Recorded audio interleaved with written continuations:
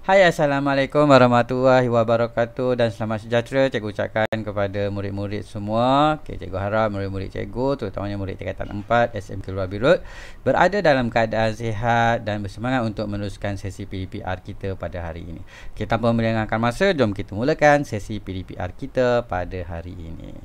Baiklah murid-murid, kita masih lagi berada dalam bidang pembelajaran 8.0 unsur dan bahan. Untuk hari ini kita akan fokus kepada standard kandungan 8.2 iaitu jadual berkala unsur moden. Jadual berkala unsur moden yang mana awak dah jumpa tentang jadual berkala ni masa tingkatan 1. Awak dah jumpa masa tingkatan 1 dan tingkatan 4 ni kita akan pergi lebih dalam berkaitan dengan jadual berkala.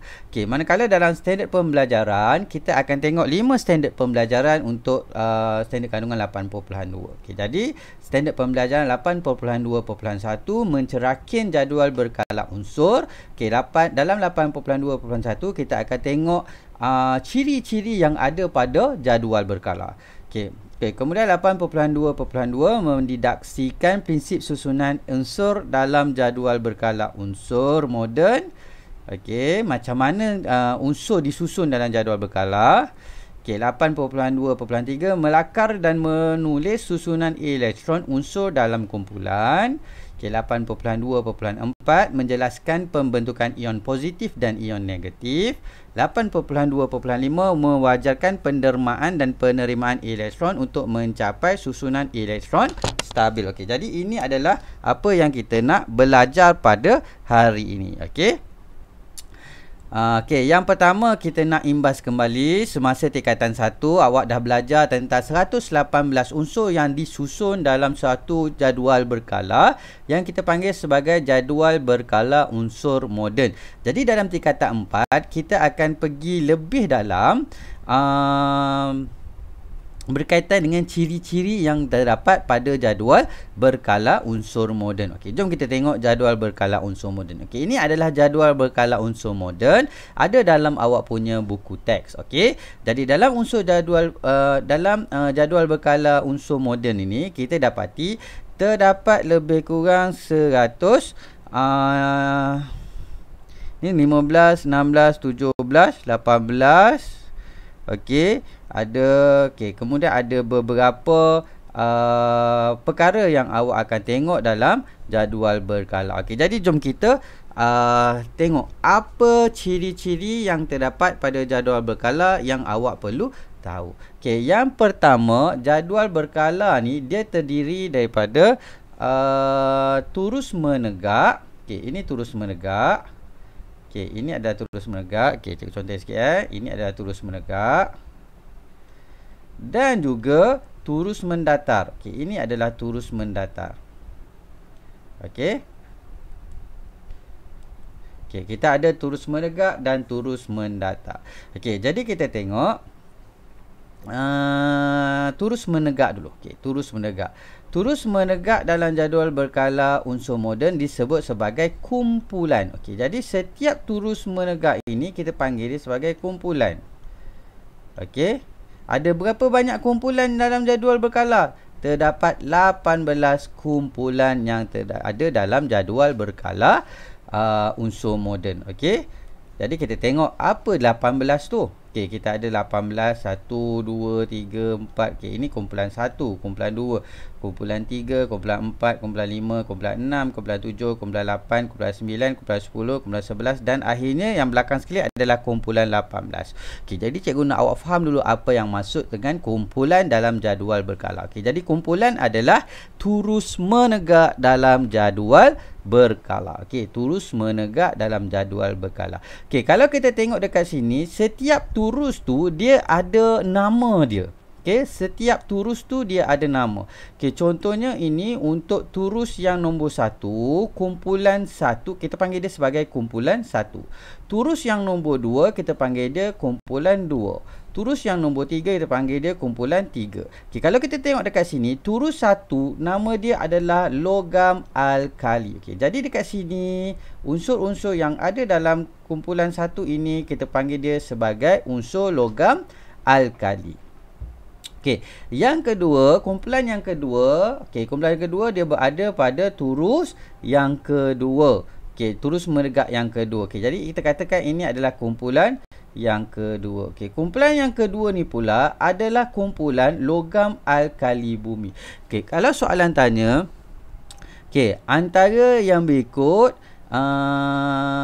manakah merupakan unsur dalam logam alkali bumi? Okey, jadi inilah unsur dalam logam alkali bumi: beryllium, magnesium, kalsium dan seterusnya. Okey. Jadi ini adalah unsur dalam logam alkali bumi. Okey, kemudian kita ada turus ke-3, ke-4, ke-5, ke-6, ke-7, ke-8, ke-9, 10, 11, 12. Okey, 12 kumpulan ini kita kenali dia sebagai unsur peralihan. Okey, jadi kumpulan 3 sehingga kumpulan ke-12 dia adalah unsur peralihan. Okey, unsur peralihan. Okey, kemudian kumpulan ke-13, kumpulan ke-13, 14, 15, 16 ni dia special sikit. Okey, dia special sikit. Kenapa dia special sikit? Okey, sebab dekat kumpulan ini terdapat unsur logam dan separuh logam ataupun unsur logam, separuh logam dan bukan logam. Jadi macam mana kita nak tahu? Okey, jadi yang warna kuning ini adalah logam, warna oranye ataupun warna coklat ni adalah separuh logam. Apa maksud separuh logam? Separuh logam tu maksudnya dia membawa sifat logam dan dia membawa sifat bukan logam. Dia boleh jadi dua-dua. Bukan logam pun boleh, logam pun boleh. Okey, jadi yang mana yang separuh logam? Ini yang berbentuk tangga ni. Okey, yang berbentuk tangga ini adalah unsur bagi unsur bagi separuh logam. Okey. Kemudian yang berwarna biru ini, yang warna biru ini adalah unsur bukan logam. Okey, yang warna biru ini adalah unsur bukan logam. Okey,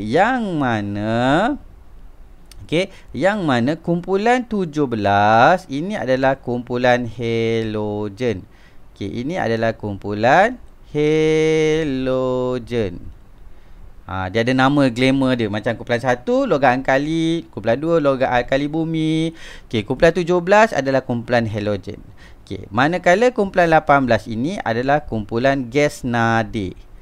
Okey, kumpulan 18 ini kita panggil dia sebagai gas nadir. Okey, itu adalah kumpulan. Okey, kita ingat kumpulan. Apa dia kumpulan? Kumpulan adalah turus menegak dalam jadual berkala. Dan setiap kumpulan dia ada sifat-sifat dia. Okey, kemudian kita tengok yang kedua, kita nak tengok kala. Okey, kala. Apa benda pula kala? Apa benda pula kala ni? Okey, kala adalah merujuk kepada unsur yang disusun dalam baris mengufuk. Okey, ada 7 kala dalam jadual berkala unsur. Ada 7 kala. Okey, jadi yang ini adalah kala 1. Ini adalah kala 2. Ini adalah kala 3. Ini adalah kala 4. Kala 5. Kala 6. Dan kala 7. Okey, jadi kita ada 7 kala dalam jadual berkala. Okey, kemudian di bahagian bawah jadual berkala ni kita ada lagi 2 siri unsur daripada nombor proton 57 sehingga nombor proton 71. Yang ini kita panggil dia sebagai siri lantanida. Manakala daripada unsur 89 sehingga unsur 103. Okey, 103. Yang ini kita panggil dia sebagai siri actinida. Okey, jadi siri lantanida, siri actinida. Okey. Dan okey, itu adalah kita kata sebagai pengelasan atau pengenalan kepada jadual berkala. Okey, kita ada kumpulan turus menegak, kita ada kala, turus menufuk. Okey, kita ada siri lantanida dan siri actinida yang berada di bawah jadual berkala. Okey. Kemudian kita tengok juga pada jadual berkala ni, kita tengok pula pada setiap kotak jadual berkala ni kita akan dapati ada nombor. Okey, ada nombor, ada simbol, dia akan bagi pada awak nombor. dia bakal bagi simbol. Okey, kemudian ada jadual berkala yang dia agree bagi nombor nama unsur, ada yang tak ada bagi nama unsur, ada yang hanya bagi simbol saja, dan juga dia ada satu nombor di bahagian bawah. Okey, jadi ada dua nombor lah. Okey, nombor di bahagian atas dan nombor di bahagian bawah. Okey, yang paling penting nombor di bahagian atas ni. Okey, yang ini yang nombor yang paling penting. Apa dia nombor ke atas ni? Dekat atas ni adalah nombor proton. Apa dia nombor proton? Nombor proton tu adalah bilangan proton yang berada dalam suatu nukleus suatu unsur. Okey, kita dah tahu dalam nukleus dekat unsur dia terdiri daripada nukleus. Okey, kemudian dia dikelilingi oleh elektron.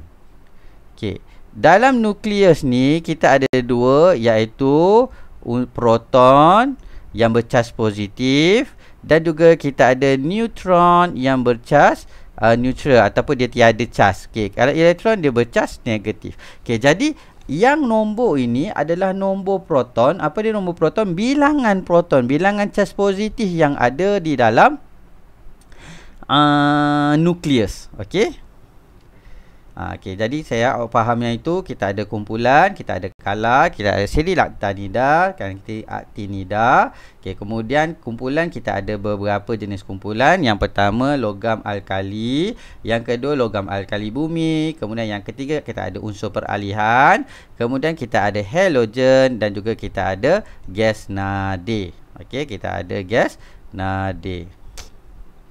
Okey, kalau kita tengok kat sini, H ni merupakan hidrogen yang mana dia wujud sebagai dalam bentuk gas, Br dalam bentuk cecair. Br ni apa? Bromin ni dalam bentuk cecair, dan C dia wujud dalam bentuk pepejal karbon ya.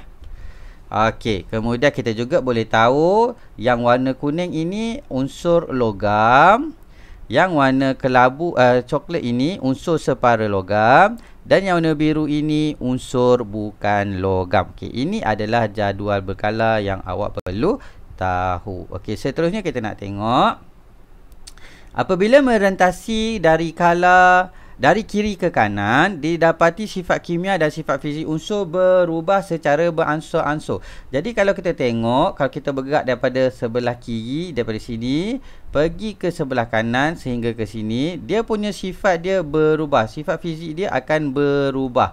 Okey, apa maksud sifat fizik dia berubah? Sifat fizik apa yang berubah? Kan?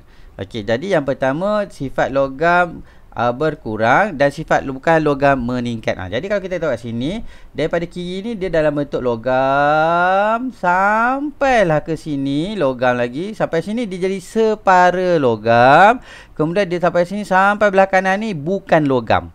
Okey, dia bukan logam. Okey, sebab itu maksud dia sifat logam berkurang dan sifat bukan logam meningkat. Maksudnya daripada sini logam, separa logam, bukan logam. Okey, jadi semakin ke kanan dia akan jadi semakin separa. Semakin ke kanan dia akan jadi semakin bukan logam. Okey, yang kedua perubahan sifat oksida daripada oksida base kepada oksida asid. Okey, dia akan dia punya ciri dia akan jadi daripada oksida base kepada oksida asid. Okey, dia punya sifat dia. Okey, yang ketiga sifat kekondusian arus elektrik semakin berkurang. Sifat kekondusian arus elektrik makin apa maksud kekondusian arus elektrik?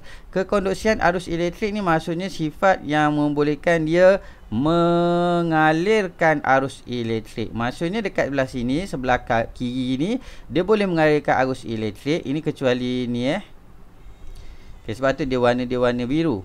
Okay, sebab dia bukan logam. Tapi walaupun dia bukan logam, dia mempunyai sifat alkali, logam alkali.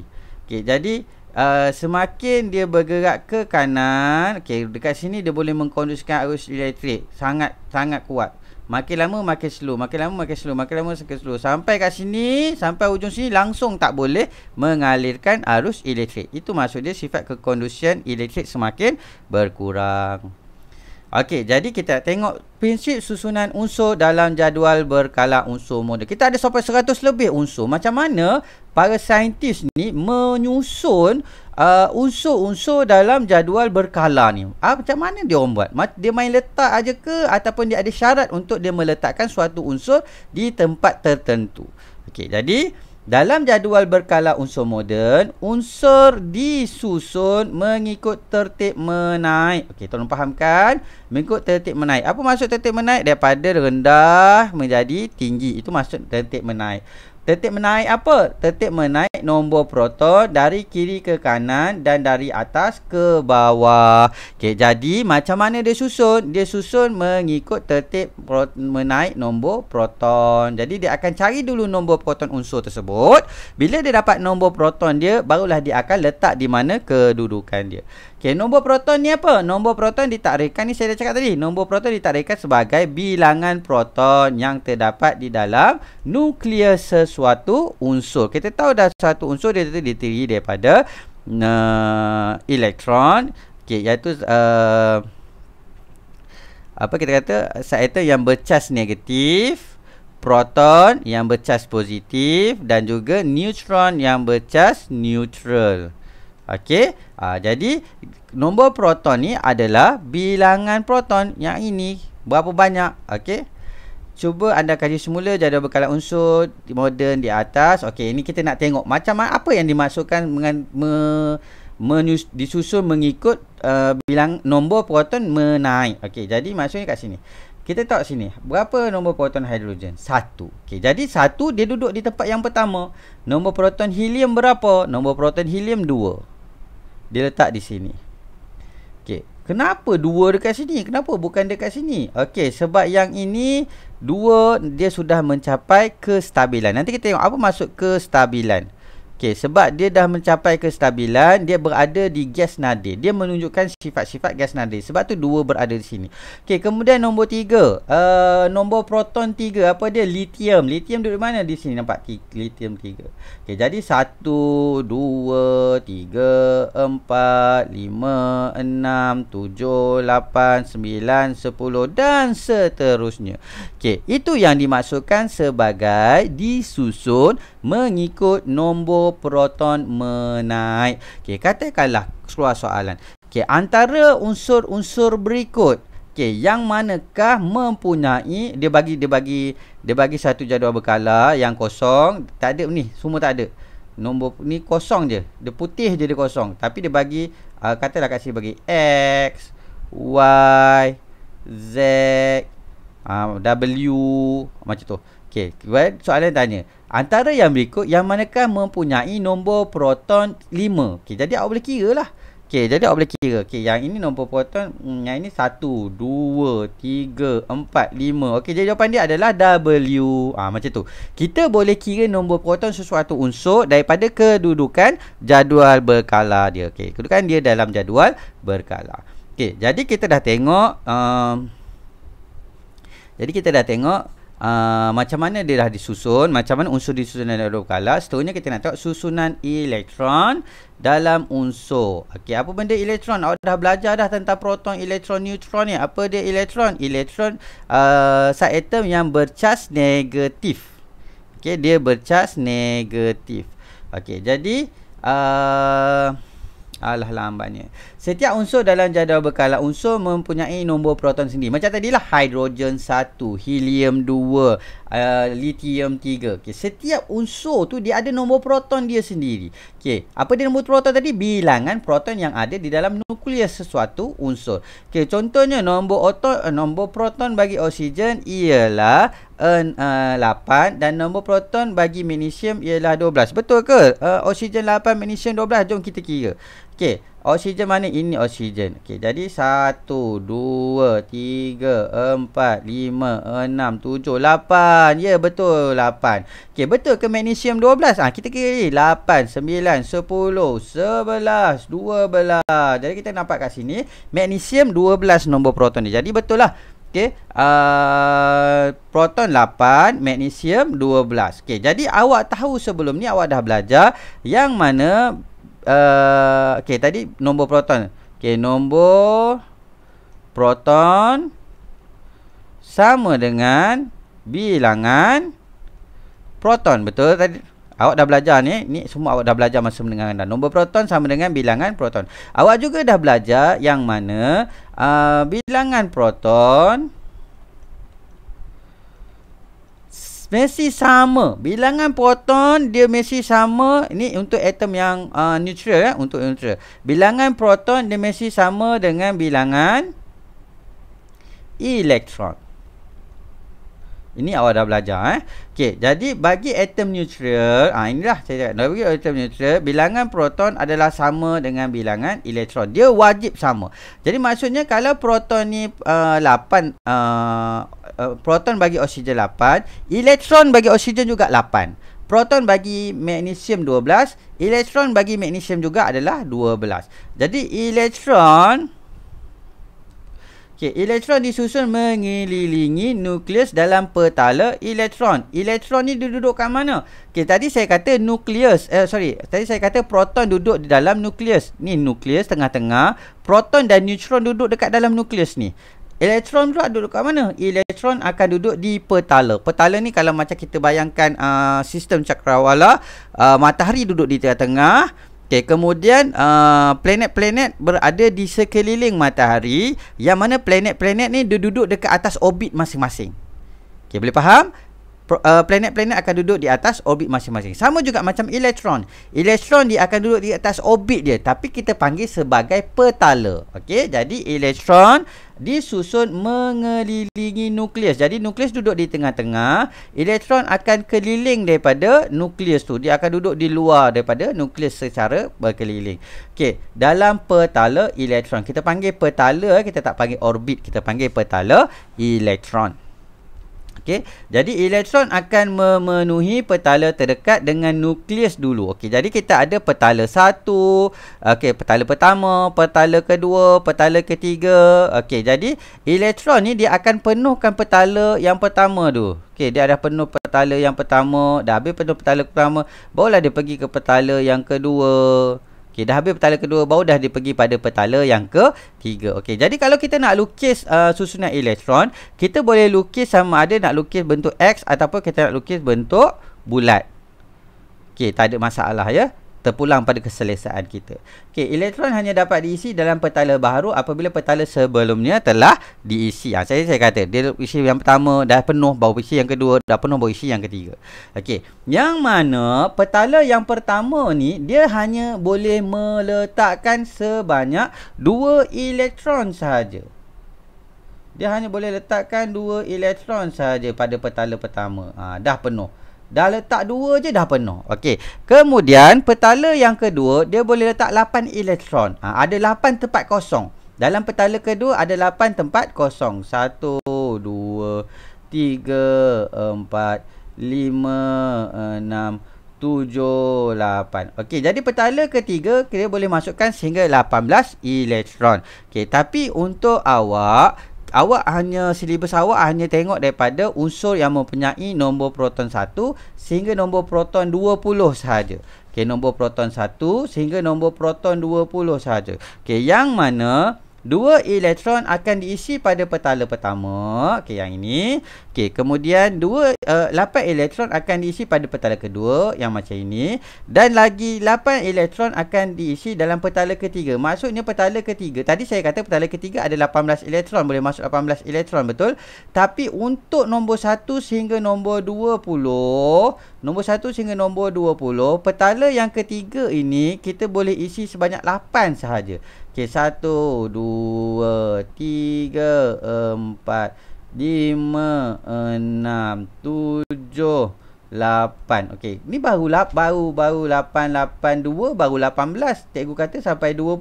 Mana nak letak lagi 2? Lagi 2 awak boleh buat lagi satu petala, iaitu petala yang keempat. Dia akan duduk di bahagian luar sekali. Dia akan jadi 2882. Jadi kita tengok contoh. Sulfur mempunyai nombor proton 16. Sulfur dia ada nombor proton 16. Okey, maka satu atom sulfur mempunyai bilangan elektron 16. Sebab apa? Sebab proton sama dengan elektron. Okey, jadi bila proton dia 16, elektron dia akan jadi 16. Okey, dua elektron disusun pada petala pertama. Okey, jadi kita ada 16. Jadi kita susun dulu dua elektron pada petala pertama. Jadi 1, 2. Okey, jadi masa awak lukis susunan tu, awak mesti dia seimbang. Dia 1, 2. Dia tak boleh jadi 1, 2 kat sini. Tak boleh. Okey, tak cantik dan dia jadi macam pelik. Okey, jadi macam ni nak lukis, awak lukis 1. Okey, kemudian lukis di seberang dia. Okey, 2. Dia jadi seimbang. Okey, kemudian 8 elektron akan disusun dalam petala kedua. Okey, jadi kita susun lagi 8. 1, 2, 3, 4, 5, 6, 7, 8. Okay, jadi kita dah ada 2 dan juga 8. Kita dah ada 10. Masalahnya sulfur ada 16. Jadi petala kedua dah penuh. Nak letak mana yang 16 ni? Yang 16 ni kita akan letak pada petala ketiga. Okay, jadi kita ada 16. Maksud kita ada 6 lagi.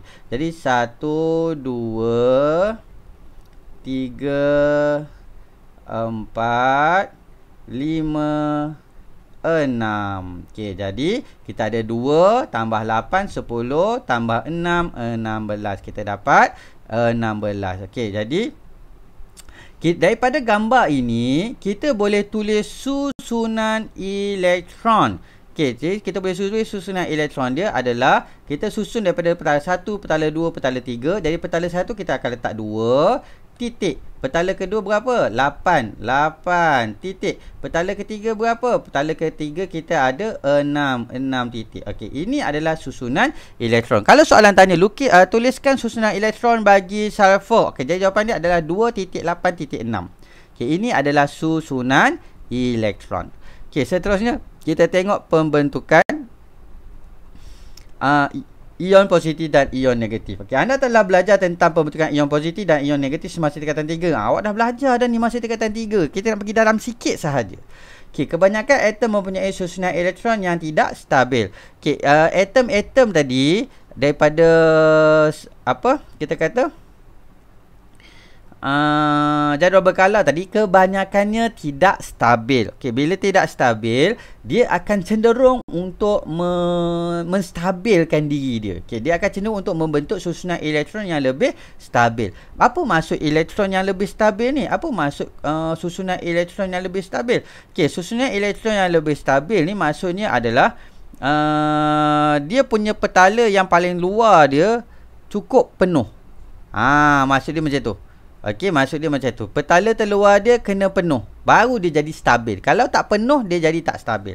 Jadi macam mana dia nak penuhkan petala ni? Okey, jadi atom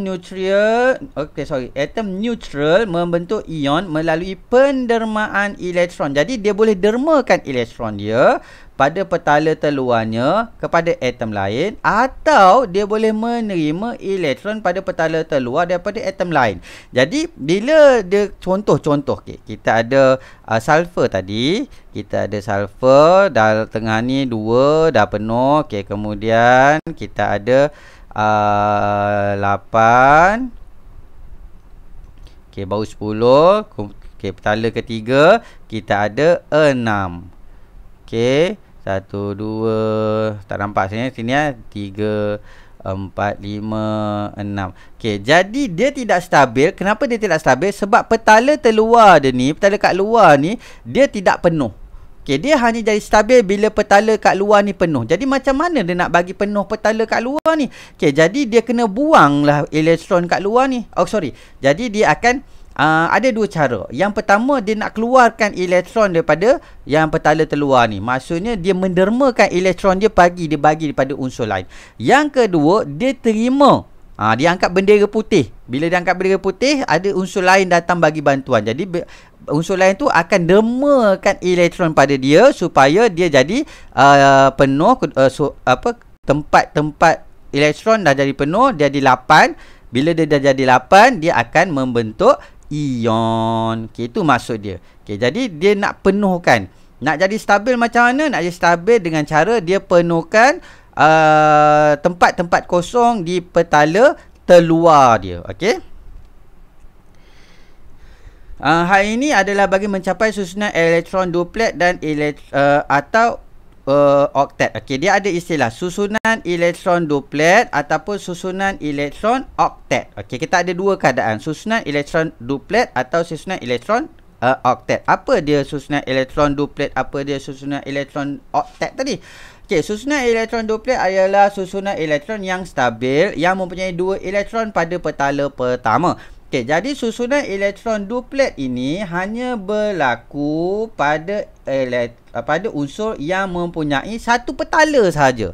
Okey, dia hanya mempunyai satu petala saja. Jadi apa yang mempunyai satu petala ni? Unsur apa? Unsur yang mempunyai nombor proton 1 dan unsur yang mempunyai nombor proton 2. Apa dia? Yang nombor proton 1 ni apa? Ini adalah hidrogen. Okey, ini adalah helium.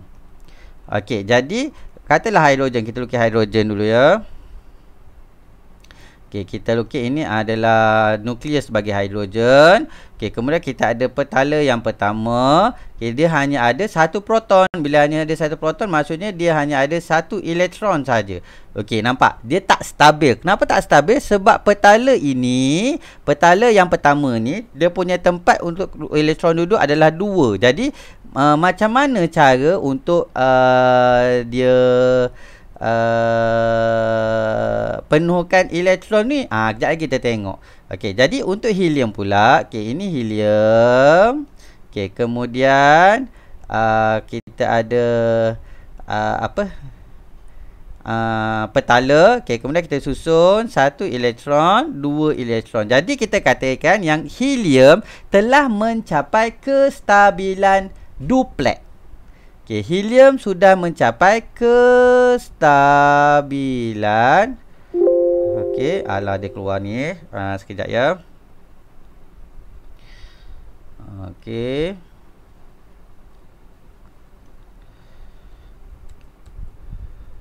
Okey, jadi helium. Okey, ini helium. Helium sudah mencapai kestabilan duplet. Kenapa helium dah capai kestabilan duplet? Sebab petala pertama dia hanya boleh menempatkan 2 elektron sahaja dan kedua-dua tempatnya telah penuh. Jadi kita katakan dia sudah stabil. Okey, manakala susunan elektron oktet pula ialah susunan elektron yang stabil yang mempunyai elektron mempunyai 8 elektron pada petala terluar. Jadi yang ini untuk kes yang ada 2 atau 3 atau lebih petala. Okey, contohnya neon. Okey, neon dia mempunyai 10 proton. Okey, neon dia nombor proton dia adalah 10. Jadi dia letak pada petala pertama 1 2 dah penuh. Okey, dah penuh. Jadi dia masuk lagi yang lagi 8 pada petala kedua. 3 4 5 6 7 8 9 10. Okey, jadi dia ada 10. Jadi kita katakan di bahagian terluar sekali sudah penuh. Keempat kedudukan elektron di petala terluar sekali sudah penuh. Jadi bila dia sudah penuh, dia sudah mencapai susunan elektron oktet. Okey, jadi kalau duplet dia petala terluar dia 2. Oktet petala terluar dia adalah elektron pada petala terluar dia adalah 8. Okey, jadi saya nak awak faham yang oktet dan juga duplet tu. Okey, apabila suatu atom menderma atau menerima elektron, atom itu akan menjadi zarah yang bercas sebagai ion. Okey, jadi bila dia menderma atau dia menerima, dia akan tukar menjadi ion. Okey, jadi ion ni dia ada 2, ion positif dan juga ion negatif. Yang mana ion positif terbentuk apabila atom unsur logam mendermakan elektron. Jadi dia dermakan elektron dia. Okey, jadi bila dia dermakan elektron dia, dia akan membentuk ion positif. Okey, manakala ion negatif terbentuk apabila atom unsur bukan logam menerima elektron. Jadi bila dia menerima elektron, dia akan menjadi ion negatif. Kalau awak ingat kedudukan logam jadual berkala tadi. Okey, jadi yang ini logam. Okey, yang mana logam ini dia cenderung untuk menderma. Okey, bila dia menderma, dia akan menjadi ion positif. Okey, yang sebelah sini bukan logam. Okey, sorry, sebelah sini bukan logam. Ni ujung sekali ni ada kumpulan kita panggil dia sebagai gas nadir. Okey, jadi ini bukan logam yang berbentuk tangga tu, bukan logam. Bukan logam, dia cenderung untuk menerima elektron. Manakala gas nadir di hujung sekali, yang belakang sekali kumpulan 18. Kumpulan 18 ni daripada atas sampai bawah dia telah mencapai kestabilan susunan elektron. Yang helium atas ni susunan oktet, yang bawah ni semuanya susunan yang atas ni helium ni adalah duplet, yang bawah ni semua adalah oktet, susunan oktet. Jadi kita tak payah tengoklah nombor kumpulan 18. Kita tengok balik ya. Okey. Alah. Jauh sangat. Okey, ini. Okey, ini adalah logam. Okey, yang mana logam ini dia akan mendermakan elektron dia. Jadi bila dia dermakan elektron dia, dia akan jadi ion yang bercas positif. Manakala bukan logam ini, yang ini dia akan menerima elektron. Bila dia menerima elektron, dia akan menjadi ion yang bercas negatif. Okey, kemudian kita ada gas nadir. Okey, gas nadir ini adalah yang paling stabil. Maksudnya dia tidak akan wujud dalam bentuk ion lah, sebab yang helium ini dia sudah mencapai susunan elektron duplet. Okey, yang bawah ini semuanya sudah capai susunan elektron oktet. Okey, jadi fahamkan yang itu. Okey, ini semua sudah stabil. Okey, yang ini yang tidak stabil. Okey, jadi yang ini dengan yang ini sahaja akan membentuk ion. Okey, kita teruskan.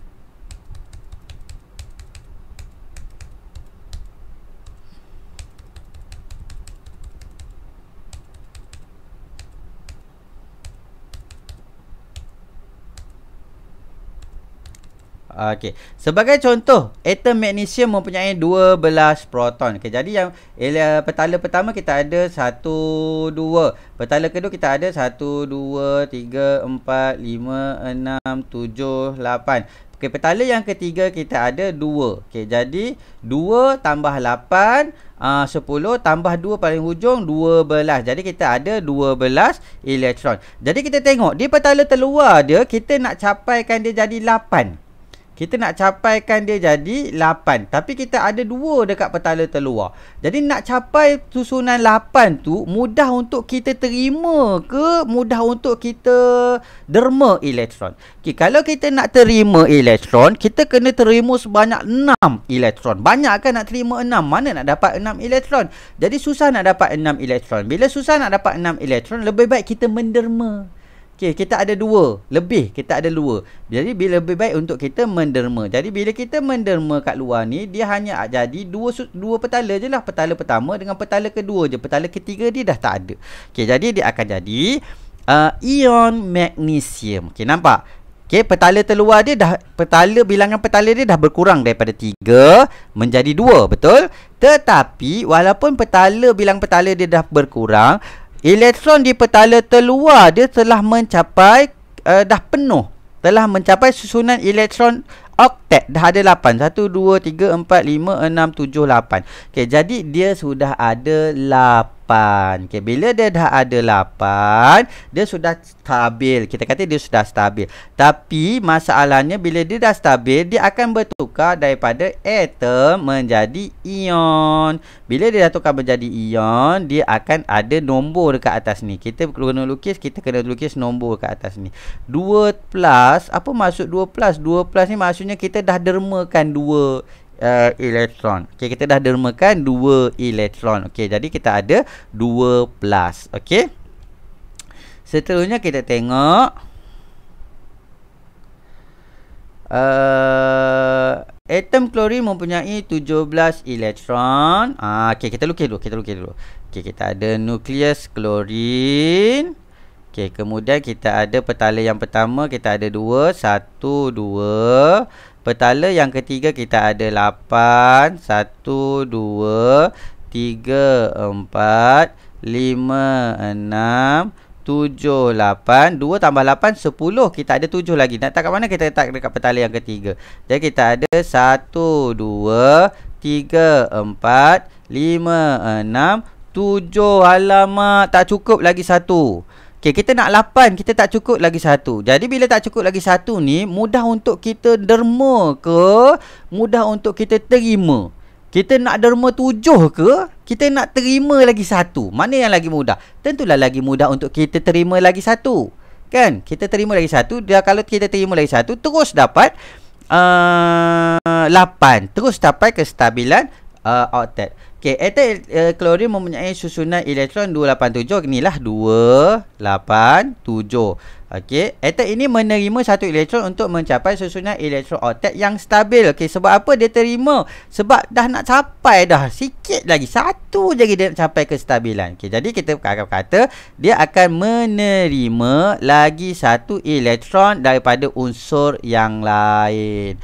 Okey, jadi bila dia terima elektron daripada unsur yang lain, charge dia akan bertukar daripada atom menjadi ion, dan juga bila dah jadi ion dia akan jadi ada tanda charge dekat atas ni. Okey, jadi dia akan jadi charge negatif, tanda negatif. Kenapa tanda negatif? Sebab dia menerima satu elektron daripada orang lain.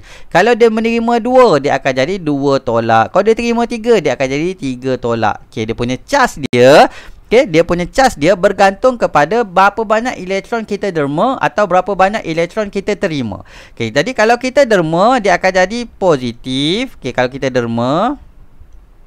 Kalau kita terima, dia akan jadi negatif. Okay, kalau kita terima elektron daripada luar, dia akan jadi charge negatif. Okay, jadi kat sini lah kita tengok, tinggal satu saja, kosong. Jadi kita terima, dia akan cukup 8 dan kita akan ada satu lagi tanda charge dekat atas ni. Okay, atom ini akan cenderung untuk mencapai susunan elektron yang stabil dengan cara menderma atau menerima elektron daripada atom yang lain. Okey, jadi atom-atom ni bukan klorin ni lah. Jadi atom-atom ni macam ni lah, logam dengan bukan logam tadi, dia akan cenderung untuk menderma ataupun menerima daripada unsur yang lain. Okey, kalau kita tahu tadi kita cerita pasal magnesium, betul? Jadi magnesium logam. Okey, logam tadi kita nak menderma. Logam akan mendermakan elektron. Okey, klorin ni dia duduk pada kumpulan yang bukan logam. Dia duduk kat kumpulan halogen, iaitu kumpulan 17. Jadi dia bukan logam. Jadi bukan logam, dia cenderung untuk terima elektron. Okay, jadi tolong faham yang itu. Okay, habis untuk hari ini. Alhamdulillah. Okay, sekiranya ada apa-apa yang awak tak faham ataupun ada soalan, apa-apa soalan ataupun ada apa-apa yang confuse, tolong tanya saya dalam grup Telegram kita. Grup Telegram tu memang untuk kita berbincang. Okay, supaya kawan-kawan lain pun yang tak terfikir tu boleh, oh betul lah, macam mana boleh jadi macam ni. Okay, jadi kita akan bincangkan sama-sama dalam grup Telegram. Okay, jadi kalau tak ada soalan, saya nak awak buat praktis formatif 8.2, jadual berkala unsur moden dalam kertas dan hantar macam biasa. Tolong kelas soalan objektif A, B, C, D tu tulis. Awak pilih A, apa A, B, apa B. Jangan start tulis soalan A. Apa dia A? Tak boleh. Saya nak jawapan dia. Okey? Contoh macam ni. Antara berikut yang menekah gas nadir. Tadi kita tengok gas nadir tu kumpulan berapa? Kumpulan 1, 2, 3 sampai 18. Yang mana satu gas nadir? Okey, jadi neon ke, oksigen ke, klorin ke, nitrogen. Kalaulah awak jawab dia B, oksigen. Jadi tolong salin soalan. Satu antara berikut yang menekah gas nadir. B, oksigen. Tulis oksigen ni supaya saya tahu awak pilih jawapan yang mana. Jadi boleh saya tanda betul atas salah. Kalau awak tulis takat B, okay, jadi saya kena buka video. B ni apa jawapan B ni? Susah untuk saya. Okay, soalan nombor 2, antara berikut pernyataan manakah mengenai atom magnesium dan ion magnesium yang benar? Tadi atom dan juga ion. Tadi magnesium. Macam mana? Apa yang benar? Kedua-duanya mempunyai bilangan proton yang berbeza ke? Magnesium dengan atom magnesium dengan ion magnesium, bilangan proton dia berbeza ke? Ataupun bilangan elektron dia sama ke? Ataupun atom magnesium mendermakan 2 elektron untuk membentuk ion magnesium ke? Ataupun atom magnesium menerima 2 elektron untuk membentuk ion magnesium ke? Yang mana yang benar? Okay, soalan nombor 3, jadual bawah menunjukkan satu jadual berkala. Mana nombor 3 ni? Okey, satu jadual berkala apakah diwakili oleh X? Ni X. Apa dia X ni? Dia nak kumpulan. Ni kumpulan 18. Apa nama kumpulan 18 ni ya? Halogen ke? Gas nadir ke? Logam alkali ke? Unsur peralihan. Okay, soalan nombor 4, jadual dewan menunjukkan satu jadual berkala. Apakah unsur W? Ni W. Jadi kita kata 1, 2, 3. Okay, yang 3 ni adalah apa? Lithium ke? Magnesium ke? Aluminium ke? Argon. Okay, soalan nombor 5, jadual di bawah menunjukkan satu jadual berkala. Apakah nombor proton bagi Y? Saya kata tadi macam mana dia disusun tadi mengikut bilangan nombor proton menaik. Jadi berapa nombor proton Y? Kena kira lah. Soalan nombor 6, antara kedudukan unsur-unsur berikut jadual berkala. Nyatakan kedudukan unsur-unsur berikut dalam jadual berkala unsur moden. Lithium kumpulan berapa, kala berapa. Argentum kumpulan berapa, kala berapa. Macam itulah. Helium kumpulan berapa, kala berapa. Aurum kumpulan berapa, kala berapa. Soalan nombor 7, berikan dua unsur yang terdapat dalam kumpulan 17. Kumpulan 17 tadi kumpulan apa ya? Kumpulan gas nadir ke, halogen ke, logam bumi, logam alkali ke, logam alkali bumi ke, unsur peralihan. Tadi kita tengok unsur kumpulan 17 tu kumpulan apa sebenarnya. Unsur M mempunyai nombor proton 19. Berdasarkan jadual berkala moden, nyatakan nama unsur M. Yang ni awak kena rujuk jadual berkala lah. Okey, soalan nombor 9, unsur N ditempatkan dalam jadual berkala 15 dan kala 3. Dalam jadual berkala unsur moden, apakah susunan elektron bagi unsur N? Jadi macam nak buat ni Okey, senang aja. Awak cari di mana kedudukan dia dalam jadual berkala. Okey, berapa nombor proton dia, lukis susunan elektron, kemudian baru awak tahu susunan elektron dia macam mana. Okey, nombor 10 Nombor 10, kenapa dia lari ni? Dengan memberikan contoh yang sesuai, nyatakan pembentukan ion dan ion positif dan ion negatif daripada atom unsurnya. Jadi macam mana bentuk ion positif, macam mana nak bentuk ion negatif, tamat. Jadi itu saja untuk hari ini. Tolong buat praktis formatif 8.2 dan hantar pada saya supaya saya dapat semak dan kita boleh bincangkan. Okey, jadi itu saja untuk hari ini. Assalamualaikum warahmatullahi wabarakatuh dan selamat sejahtera. Bye. Kita jumpa lagi pada hari esok.